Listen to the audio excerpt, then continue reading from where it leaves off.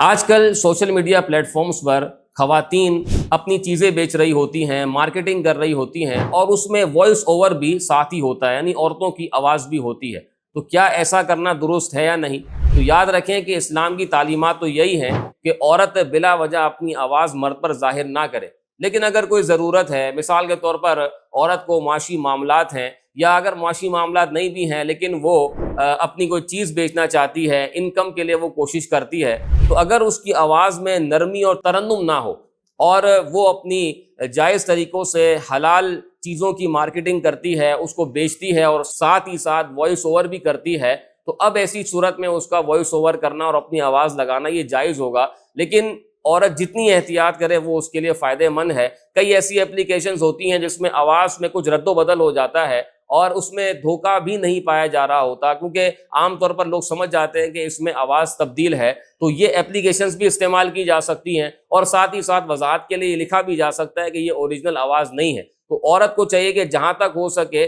آواز تبدیل کر کے ہی مارکیٹنگ کرے، لیکن اگر کوئی نہیں بھی کرتی اور ضرورت کی وجہ سے آواز میں ترنم اور نرمی سے پاک آواز کر کے وائس اوور کرتی ہے تو اس کے لیے شرعاً جائز ہے۔